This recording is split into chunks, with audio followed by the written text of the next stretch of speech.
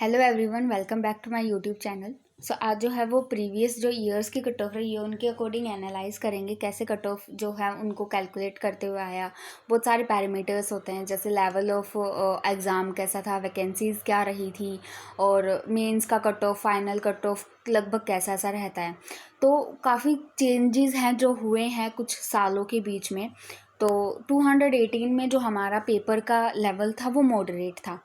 217-18 में क्या होता था कि IBPS AFO फैक्ट बेस्ड और डाटा बेस्ड क्वेश्चंस पे ज़्यादा कंसंट्रेट करता था।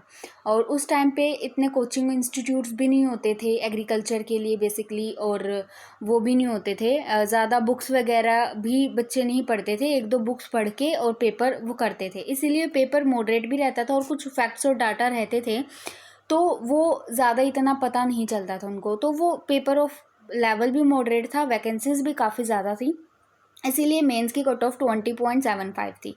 इस बार भी वैकेंसीज 1200 प्लस कुछ हैं और मेंस की कट ऑफ भी जो है 27.75 है। फाइनल कट ऑफ इनकी 47 गई थी। फाइनल कट ऑफ कैसे गई थी इनकी, अगर हम वही वाला फॉर्मूला यूज़ करते हैं कि मेंस का स्कोर, तो मेंस का स्कोर 20.75, इसको मल्टीप्लाई 1.30 से करेंगे, 1.133 से करेंगे तो जो आएगा, और उसमें इंटरव्यू के मार्क्स 20 ऐड करते हैं तो हमारे पास अप्रोक्स 47 ही आता है। तो इसमें 47 तक लगभग जो है वो गई थी हमारे पास तो vacancy final cut off sorry. तो फिर इसको देखते हुए मतलब लेवल लगभग ज़्यादातर सेम ही है। वैसे देखें 218 में प्री की कट ऑफ भी काफ़ी कम थी, जैसे कि हमने इस बार भी देखा कि प्री की कट ऑफ 21 गई थी। लास्ट ईयर भी कुछ ऐसा सा, मतलब 218 में भी ऐसा ही 22-23 प्री की कट ऑफ भी गई थी। तो वैकेंसीज भी लगभग सेम थी। पेपर का पैटर्न भी इस बार सही में मॉडरेट पेपर था क्योंकि माइनर सब्जेक्ट्स ज़्यादा पूछे गए थे, मतलब ज़्यादा तो नहीं पूछे गए थे बट जो क्वेश्चंस थे वो दो तीन ऐसे रहे थे। एनिमल हस्बेंड्री से भी कैटल की ब्रीड्स पे इतने क्वेश्चन नहीं थे जितने कि हमने गोट की ब्रीड्स पे देखे थे। तो इसीलिए थोड़ा सा पेपर पैटर्न चेंज हो गया था। टोटल वैकेंसीज भी काफ़ी अच्छी थी और मेंस की कट ऑफ 20.75 रह के फाइनल कट ऑफ 47 रही। फिर वहीं अगले साल देखे 218 और 19 में तो पेपर का लेवल वापस से मॉडरेट था, वैकेंसीज भी लगभग वैसी ही थी। मेंस का कट ऑफ 22 पे गया, फाइनल कट ऑफ 48 पे गया है। और फिर 220 में क्या हुआ कि पेपर इजी था। पेपर इजी कब बनता है, जब ज़्यादातर जो वो वाले क्वेश्चंस आए जहाँ पे हर बच्चे को वो पता होता है। तो जैसे नीमराज सुंडा से आए थे, ज़्यादा इतने डाटा बेस्ड क्वेश्चन नहीं आए थे, फैक्ट्स बेस्ड क्वेश्चन नहीं आए थे, बस थ्योरेटिकली जो नीमराज सुंडा में थे वो वाले क्वेश्चन आए। और वैकेंसी भी कम, और वैकेंसीज भी जो है वो 853 थी। लास्ट में जब फाइनल मेंस तक आए थे तब तक 853 अप्रोक्स वैकेंसीज हो गई थी। और उसके बाद में मेंस की कट ऑफ जो है 64 तक गई। इसमें थोड़ा सा डाटा लिखना रह गया शायद से। इसमें मेंस की कट ऑफ जो रही वो थी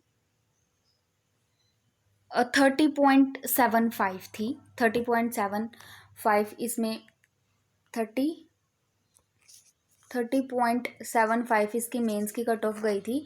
और फाइनल कट ऑफ देखे जाएं तो वो फिर हमारे पास 64.80 है, जो अभी हमने फॉर्मूला यूज़ किया उसके अप्रोक्स में ही 64.80 पे हमारे पास फाइनल कट ऑफ लगी थी। यहाँ पे थोड़ा सा हो गया टाइपिंग।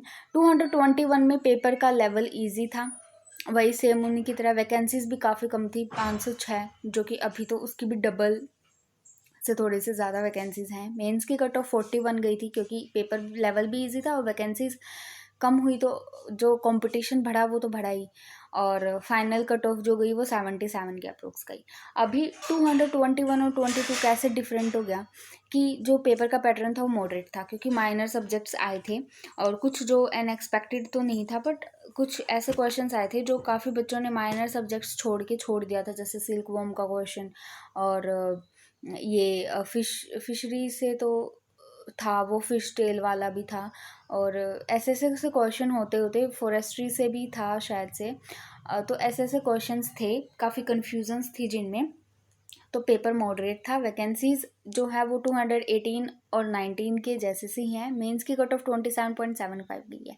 तो इस फॉर्मूला के हिसाब से जो जा सकती है वो 56 जा सकती है। 56 से थोड़ा सा कम भी हो सकता है, थोड़ी ज़्यादा भी हो सकता है। हाँ, 56 से लेके 60 तक के भी कट ऑफ के चांसेस भी हैं।